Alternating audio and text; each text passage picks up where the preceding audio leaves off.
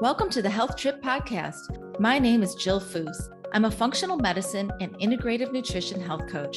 I created this podcast to bring you along as we travel down intriguing, science-packed roads, debunking old medical paradigms and perusing new innovative therapies and modalities with the finest functional medicine doctors, practitioners, and like-minded biohackers while living our best life.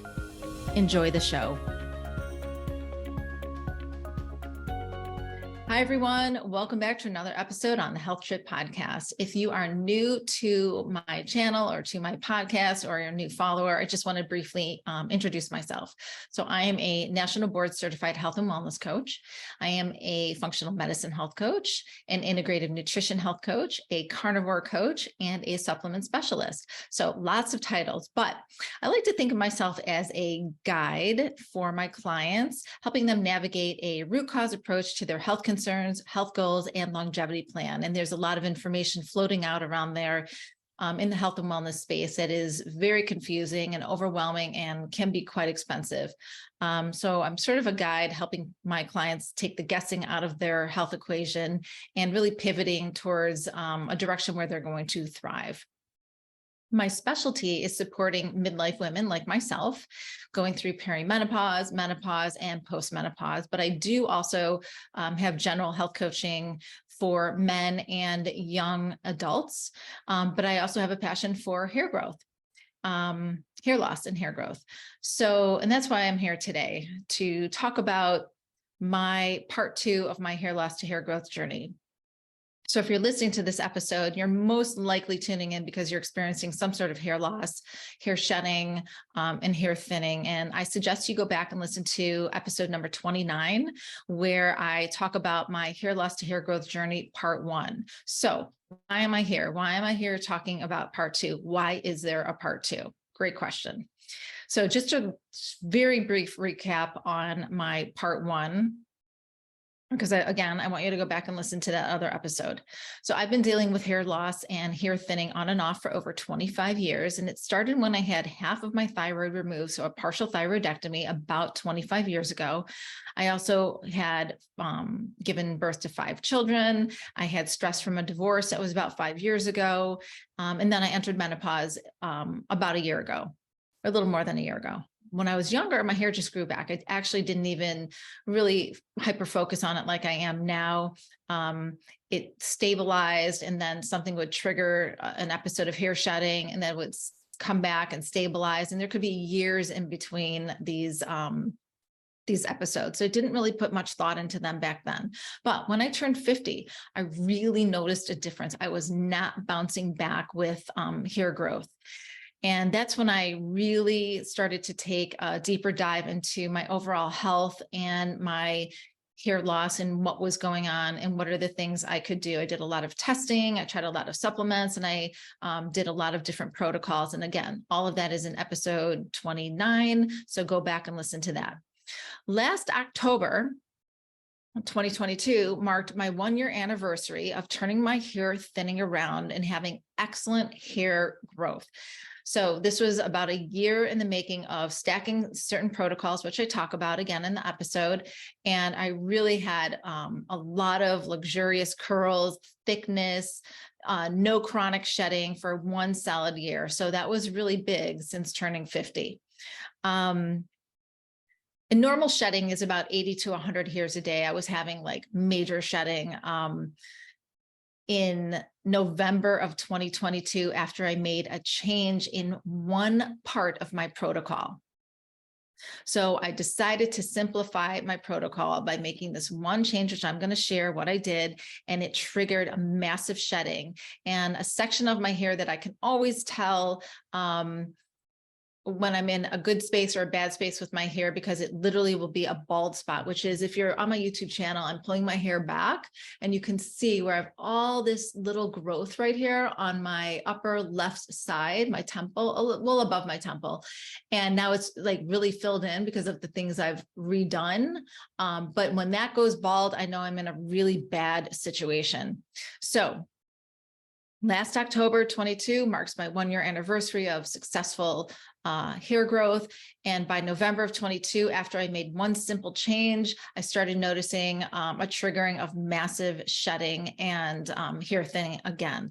So there's no one magic pill when it comes to growing hair. If anyone tells you there's a magic pill, run and find somebody else to work with. This is a stacked protocol. And I'm going to go over those 3 buckets that I focus on in my practice with my clients. So as a health coach, I work on lifestyle intervention, but I happen to know a lot of amazing doctors in the space, and I could refer people out because I do think it's important to not only work on your lifestyle, but you've got to have the proper medical attention as well for hair loss. So when I talk about reversing hair loss, the 3 main buckets that I focus on, and I will get back to that one change that I made, but the 3 buckets that I focus on are lifestyle intervention. So that's your diet, your stress management, your exposure to environmental toxins, exercising, and sleep. So all of these things really matter when it comes to growing healthy hair. The second bucket is correcting your micronutrient deficiencies. So this is something that all of us have. Micronutrients are vitamins, minerals, amino acids, and fatty acids, and some other nutrients. And one of the best ways to find out if you are deficient in any of these inside your cell is to take a micronutrient test, which is a test that I include in all of my health coach packages. I think it is one of the most incredible tests out there because it really helps you establish how to personalize your approach to supplementation if needed. And quite frankly, we all need some level of supplementation, but it's just a matter of what is that unique equation for you? What is the dose? What is the form of the supplement? And so I really like this test. It's a blood test. I have it done once a year. So I trigger this massive shedding by this one change, which I'm going to go over. And I went back and had a micronutrient test. I was due for my annual one anyway, and I could reassess, well, what's going on a cellular level in terms of triggering, not supporting hair growth the way I wanted it to. So the third bucket is medical support. And I talked about that a few minutes ago, how it's really important to have a medical doctor who really specializes in hair loss on your team as well, whether it's a functional medicine doctor or a conventional medical doctor. But I always refer my clients out to someone to work alongside with me on those lifestyle interventions and micronutrient deficiencies. So for myself, I didn't have anything to change in my lifestyle. Bucket number 1, my lifestyle has been great. I have optimal sleep. I eat over 100 grams of protein a day. I'm animal-based. I get in those healthy fats. And I used to be a carnivore, but now I'm more animal-based. So I do bring in some, a variety of plant-based foods, but the ones that work for me. They don't all work for everybody. I redid the micronutrient test, like I said, bucket number 2, and I did show some functional deficiencies in terms of micronutrients that really make a difference in terms of creating energy inside your cell. So let's just go back to biology class real quick. Every cell has mitochondria in it. The mitochondria are the powerhouses of your cell. They take the nutrients from your diet and from supplements that you're taking, and they convert them into ATP, which is your energy currency.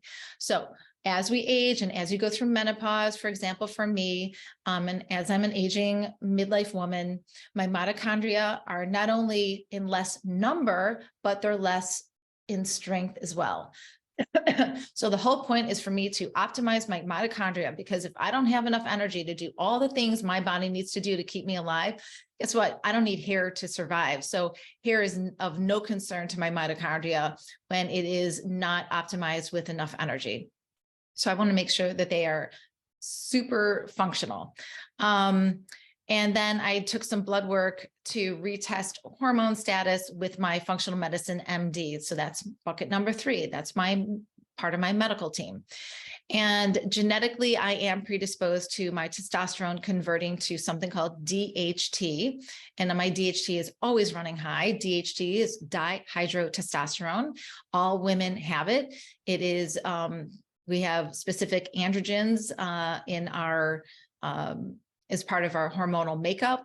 It's not just for men. And when testosterone converts to DHT into a a very high level, that is a trigger for your hair follicle to release the hair and shed massive amounts of hair. So my DHT happened to be higher than usual. So now I have to think about, all right, well, if my DHT is high, how am I going to shut down that conversion from testosterone to DHT? And there's an enzyme in the middle called 5-alpha reductase enzyme. And that's how the conversion process happens.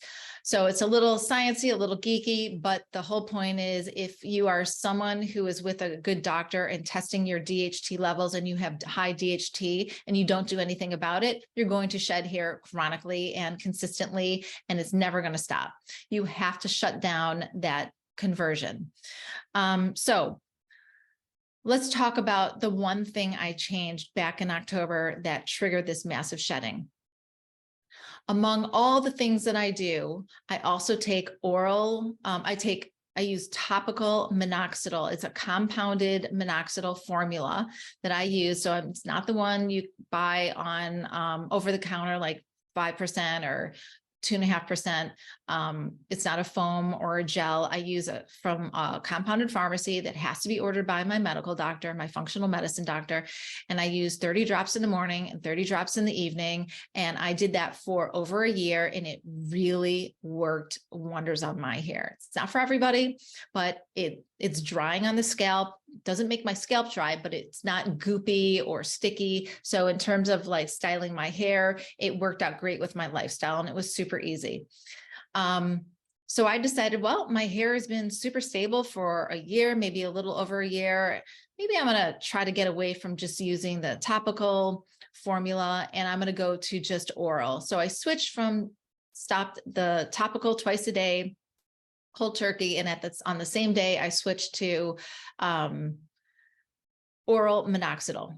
I thought, all right, I'm already taking supplements. I'm just going to add in one more little pill a day, and then I don't have to use the topical anymore. So it seemed like a really good idea. However, one of the other medical professionals on my hair loss team didn't tell me that this should be a slow transition done over maybe 6 or 9 months, that I shouldn't just stop one thing cold turkey and do the other. And I should have known better. I mean, this is what I do for a living. I help guide people based on dosing and supplementation and protocols. You know, I asked the best experts in the field, and I try to get all the nuances down, because when you go to doctors, they don't tell you everything, right? There is a little bit of due diligence you have to do on your part. So I noticed after I stopped the twice daily topical minoxidil formula and switched to the one-time daily pill of oral minoxidil, a month later, my hair was shedding like crazy. And by 2 months, so by December of 2022, this spot right here was completely bald again. It's literally like I did nothing. I went back to square one from almost a year to a year and a half ago. So that October 2022 1-year anniversary, I was now back at my baseline. And so you can only imagine how devastating this was for me. To have to start over. And on top of that, my oldest son is getting married in mid-June of 2023. So this year. So I know more than most people how long it takes to grow my hair back. It takes a long time, 6 to 12 months, right? To see any kind of difference. And I had 6 months. So I was thinking, all right, I'm going to have to go back to my original protocol of the twice daily topical minoxidil compounded formula. I'm going to continue with the oral minoxidil as a backup. And now I'm going to add in 2 more sort of biohacking protocols I haven't tried before, just to give my hair a boost. And if I didn't have the wedding coming up, I would have never done these things, because I know my hair is healthy and will grow back. My hair follicles are healthy, right? Just because they shed more chronically doesn't mean that they're not capable of growing hair back. So I knew I didn't panic when all of this happened. I just reassessed, took a deep breath, and knew that I had, more months of hair growth ahead of me. So the 2 treatments I picked out were VidiPure and Almated. So VidiPure is a treatment kind of like PRP injections. So if you've ever done PRP injections on your scalp, you know that they can be pretty painful. I did 2 rounds of those maybe 3 years ago. They didn't do much for me, but back then I also wasn't doing all the other stacked protocol that I do now. So VidiPure is a special compound drawn from umbilical cord tissues with a high concentration of growth factors. The VidiPure formula undergoes minimal chemical manipulation, so it contains thousands of active growth factors, 28 types of collagen, lipids, hyaluronic acid, proteins, nucleic acid, and other biological materials that stimulate cellular regeneration and tissue healing. So these are injections on your scalp. My functional medicine MD did this procedure for me, and I did this back in the end of January. And normally they want you to do 3 rounds of it. I was just going to do 1 round and see how I did. And I'm going to show you a picture. Let me share my screen here. All right, so if you're not on my YouTube channel, you can't see this. So if you can, get over there. So here's a picture of what my balding spot looked like prior to the VidiPure injection treatment. So you can see that this used to be all filled in like what I've been showing you, but it went down to this. It was really, really devastating. All right. So this was before I did anything in January. And this was the end of January of 2023 that I did the injections. I'm going to show you another picture. About 3 weeks later, I already had all of this hair growth. Look at this. I mean, these are not just baby hairs. There's some length on hair. So really starting to fill in literally 3 weeks after I had the VidiPure. So how does this differ from PRP? So the PRP, I'm going to read a note from a scientific journal. Platelet-rich plasma is a component of the human blood with a high concentration of the growth factors responsible for most of your body's healing and growth process. Oh, wait, let me stop sharing this.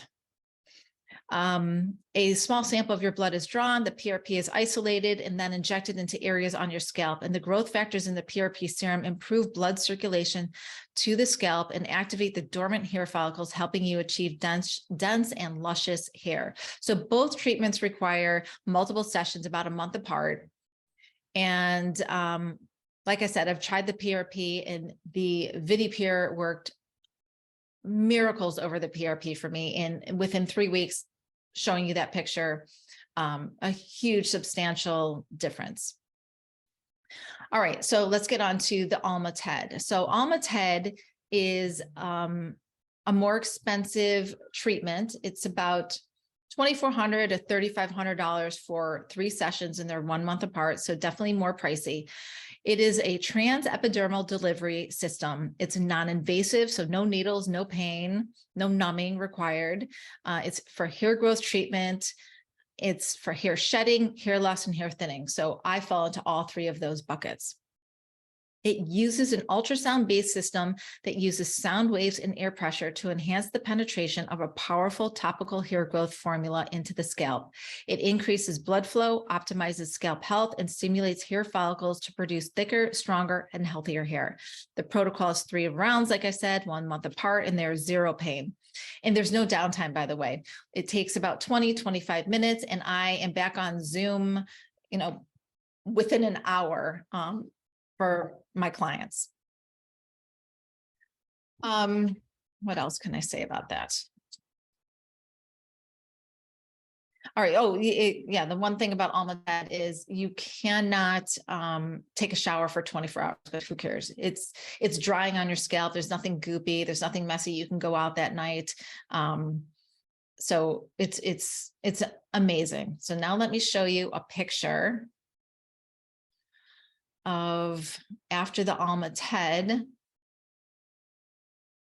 This is after my first round of Almond, and look at all of this here. Okay, yes, I had the VidiPure before, which I recommend. I recommend doing either the PRP or the VidiPure before you're going to do the Almond, because it is just giving you a boost of more growth factors in your scalp and on your hair follicle. So I'm all in for, if you're going to go down this path, stacking different protocols. But really look at this filled in. So this picture here is about 6 weeks after the VidiPure and about 3 weeks after my first round of Almond. So really just substantial, incredible hair growth there. And here I can show you, except for all my little gray hairs coming in, which I guess is a good sign. You can see how full my hair looks if you're on the YouTube channel. So not just baby hairs, there is about 1 inch growth, and this is about 8 weeks in. So really substantial. All right, so let's go back to just a recap here. You've got to do bucket number 1, the lifestyle intervention, right? You've got to get your diet down, get rid of the seed oils, get rid of the pro-inflammatory foods. Gluten could be inflammatory for you. Dairy could be inflammatory for you. Sugars can be inflammatory for you. So, and if you're not eating enough animal-based protein, you really have to optimize your protein intake. And I talk a lot about protein intake on a lot of my other podcast episodes, and I have blog posts on them as well. Bucket number 2, you got to get a micronutrient test, right? You can't just start taking all these supplements and because your friend, your neighbor, your workout partner takes things and it works for them. You have to personalize this approach, and you have to really look into what levels of micronutrient deficiencies do you have, and then how to pivot your supplement protocol based on that information, along with blood work. So the blood work is the 3rd bucket. Your medical provider. Have a good medical provider, one that's not going to dismiss you, one that's understanding, one that has the latest science on hair growth, who understands taking a deeper dive into labs as well. All right, so I hope this sheds some light on what it takes to grow your hair. If you're genetically predisposed to losing hair, thinning hair, or chronic shedding, if you're going through menopause, if it's it could be stress related as well, but how to start boosting your hair growth. And the lesson here is, if things are working for you, don't change them like I did. Don't try to simplify things. Things are working for a reason. And I will rest assured, I will never change any of my protocols again. And these protocols are lifelong. So if you're on a hair growth journey, strap on some good shoes, because, it is lifelong, and it's not about getting stable and then getting off whatever you're doing. It's all things, all in 100% of the time, and staying compliant. Maybe you're not going to do all the technical modalities that I have chosen, because they can be expensive, but if nothing else, you've really got to build that solid foundation. So you can find out more information about my hair growth journey and listen to a slew of other podcasts I have on hair growth as well. Scalp health. I think episode number 42 on scalp health with Karen Gordon, who's the director of Cosmetology USA for the World Trichology Society, talks about the importance of your scalp health and products to use, tips, and she also debunks some myths about scalp health. Episode number 32, I have on red light therapy with Dr. Michael Rabin, and he is the inventor of the laser cap, which is one of the first professional grade red light therapy cap, which is the one I use every day for 20 minutes. And he sheds a lot of current science on the use of red light therapy on hair follicles. That is another protocol I always suggest to my clients. And then I have different another podcast with Dr. Alan Bauman, who is one of the world's leading experts on hair loss. And he talks about that DHT that I talked about here, right? That dihydrotestosterone and different medications and natural approaches to block that DHT conversion. So that is episode number 34. So I welcome you to go back to my website, to my podcast, wherever you enjoy listening to podcasts or the YouTube channel, and check these episodes out and do your due diligence, dive deep, and find a good medical provider. If you struggle with the lifestyle components, hire a health coach. Maybe it's not me, but maybe it's someone else, but get that down pat. That is the most important. You can't build a house if you don't have a foundation. You can't grow healthy hair if you don't have a healthy foundation. And so thank you again for listening in on my hair loss to hair growth part 2 journey. And feel free to reach out for a free consultation at jillfusswellness.com. And I look forward to providing you with even more podcasts and blogs on hair growth. Thank you. Thank you for joining me. I hope you enjoyed the podcast. Lifestyle changes can be hard and overwhelming to make. By building your support team of functional medicine doctors, therapists, and health coaches, you can reach your optimal health goals. Be sure to check out my other podcasts. Until we meet again, stay healthy.